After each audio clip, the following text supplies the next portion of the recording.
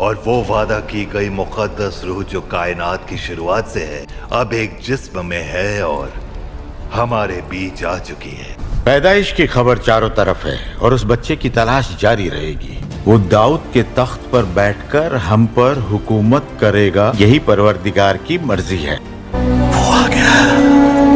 मोहम्मद, ये कैसा नाम हुआ भला? इस नाम का मतलब है तारीफ के काबिल मोहम्मद।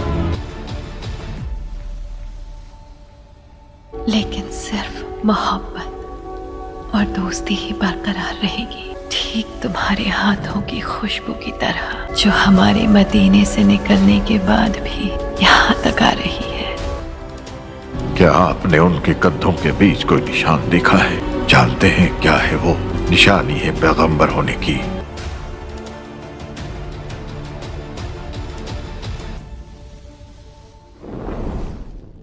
बलूगत के इब्तदाई दिनों में हज़रत मोहम्मद सल्लल्लाहु अलैहि वसल्लम अहले मक्का की बकरियां उजरत पर चराया करते थे, और ये कोई ऐब की बात नहीं थी, बल्कि ये हुजूर अकरम सल्लल्लाहु अलैहि वसल्लम की अज़मत और तवाज़े की खुली दलील है। इसलिए कि बकरियां चराने वाले शख्स में जफ़ाकशी, तहम्मुल व बर्दबारी और नरम दिली पैदा हो जाती है। इसलिए कि बकरियां चराना मामूली काम नहीं, बल्कि बहुत ही ज़्यादा होशियारी और बेदारी वाला काम है। यही वजह है कि तमाम अंबिया अकराम ने बकरियां चराई हैं। इस मुतालिक खुद नबी सल्लल्लाहु अलैहि वसल्लम ने अहादीस मुबारका में फ़रमाया है कि अल्लाह ने जो भी नबी भेजा उसने बकरियां ज़रूर चराईं। सहाबा ने पूछा कि या रसूल अल्लाह, क्या आपने भी? तो आपने जवाब दिया कि हाँ, मैं भी मक्का वालों की बकरियां किरारियत पर चराता था। इसी तरह एक मरतबा नबी सल्लल्लाहु अलैहि वसल्लम सहाबा कराम के साथ जंगल तशरीफ़ ले गए। सहाबा बैरियां तोड़ तोड़ कर खाने लगे तो आप सल्लल्लाहु अलैहि वसल्लम ने इरशाद फरमाया, जो खूब सया हो वो खाओ, वो ज़्यादा मज़े की होती हैं। ये मेरा उस ज़माने का तजुर्बा है जब मैं बचपन में यहाँ बकरियां चराया करता था। बहरहाल मक्का के उन वादियों में नबी करीम सल्लल्लाहु अलैहि वसल्लम की उम्र मुबारक 20 बरस हो गई। उन दिनों कबीला कुरैश और कबीला कीस ऐलान के दरमियान एक ज़बरदस्त जंग हुई। ये जंग हर्बुल फज्जार के नाम से मशहूर है। दौर जाहिलियत में अरब के छोटे बड़े कबीले की छोटी छोटी बातों पर खूनरेज़ जंग हो जाया करती थी, लेकिन जंग फज्जार को तारीख़ में एक अहम जंग माना जाता है, क्योंकि इस जंग में खुद हुजूर सल्लल्लाहु अलैहि वसल्लम ने शिरकत की थी और उस वक्त आप एक नौजवान शख्स थे। इस जंग की तफसील कुछ यूँ है कि दौर जाहिलियत में अक्कास के मैदान में एक बड़ा मेला लगता था, जिसमें मुशायरे, किस्सा गोई, कुश्तियाँ और तीर अंदाज़ी का मुकाबला हुआ करता था। लिहाजा इस मेले में बनु किनाना के एक शख्स जिसका नाम बराज बिन कैस था, उसने कबीला बनी हवाजिन के अरवा अर्रहाल नामी आदमी को किसी मामूली बात पर कत्ल कर दिया। कुरैश को इस वाक़े की खबर हुई तो उन्हें अंदेशा हुआ कि कबीला बनु हवाजिन के लोग बदला लेने ज़रूर आएंगे।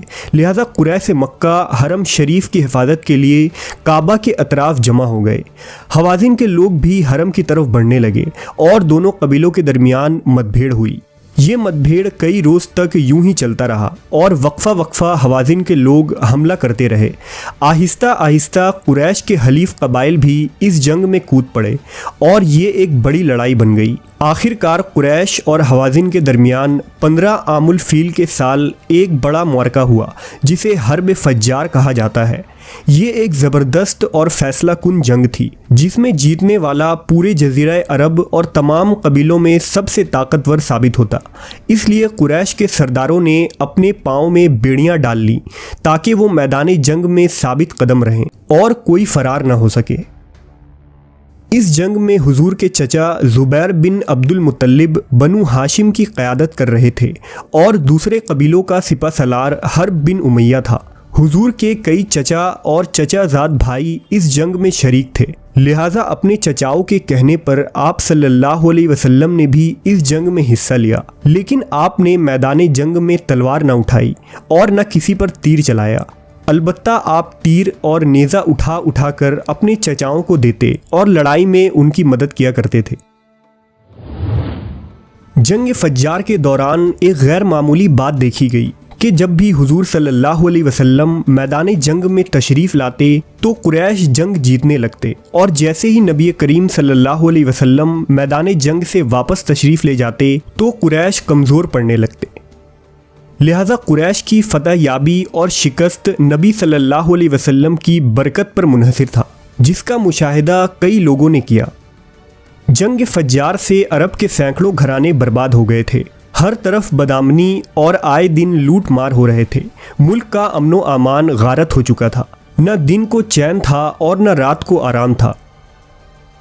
लिहाजा बनु हाशिम, बनु असद, बनु गुतफान और दीगर कबाइल कुरैश के बड़े बड़े सरदार अब्दुल्लाह बिन जदआन के मकान पर जमा हुए और ज़ुबैर बिन अब्दुल मुतल्लिब ने ये तजवीज़ पेश की कि हालात को बेहतर बनाने के लिए अब इस जंग को बंद कर देनी चाहिए और कोई सुलह या मुआहदा करना चाहिए। लिहाजा तमाम अरब कबाइल और कुरैश के दरमियान एक मुआहदा हुआ, जिसमें जंग बंदी, मुल्क में अमनो अमान, मुसाफिरों की हिफाजत, गरीबों के अमदाद पर तमाम लोग मुत्तफिक हुए। इस मुआहदे को हिल्फुल फजूल कहा जाता है, जिसमें मोहम्मद सल्लल्लाहु अलैहि वसल्लम भी शरीक हुए। आपको ये मुआहदा इतना पसंद था कि ऐलान नबूवत के बाद भी आप फरमाया करते थे कि इस मुआहदे से मुझे इतनी खुशी हुई कि आज भी अगर कुरैश चाहे तो मैं उस पर कायम रहने के लिए तैयार हूँ। बहरहाल अब कुछ सालों के लिए जंग बंदी हुई और अरबों के हालात कुछ बेहतर हुए। जब नबी करीम सल्लल्लाहु अलैहि वसल्लम की उम्र मुबारक 25 साल के करीब हुई तो तिजारत की तरफ रुझान बढ़ा, लेकिन आपके पास इतनी रकम न थी कि तिजारत कर सकें। लिहाजा जब मक्का की एक खातून को ये खबर हुई तो उसने नबी सल्लल्लाहु अलैहि वसल्लम को पैगाम भेजा कि आप मेरा माल तिजारत के लिए शाम ले जाएं और उसे वहाँ मुनासिब कीमत पर फ़रोख्त करें। इस खातून ने यह पेशकश की कि वो आपको दूसरों से बढ़कर उजरत देंगी। उस खातून का नाम खदीजा बिनते खवेल था, जो मक्का की निहायत ही शरीफ ख़ानदान की एक मालदार बेवा खातून थी। सैयदा खदीजा का ताल्लुक कबीला बनु असद से था। आपके वालिद खवेल्द बिन असद अरब के अमीर तरीन इंसानों में एक थे। जब जंग फज्जार शुरू हुई थी तो खवेल्द ने भी इस जंग में शिरकत की थी और वो इस जंग में मारे गए। लिहाजा बाप के मरने के बाद सैयदा खदीजा ने सारा कारोबार खुद संभालना शुरू कर दिया था। दरअसल सैयदा खदीजा ने पहले ही हुजूर की सदाकत, अमानतदारी और ईमानदारी के चर्चे सुन रखे थे और वो आपकी खूबियों से बहुत मुतासिर थीं। इसलिए उन्होंने आप सल्लल्लाहु अलैहि वसल्लम से तिजारत की ये दरख्वास्त की थी। बहरहाल हुजूर ने सैयदा खदीजा के माल को लेकर तिजारत के लिए शाम रवाना हुए। इस सफ़र में हज़रत खदीजा ने आपके साथ अपने एक ग़ुलाम मीसरा को भी रवाना कर दिया।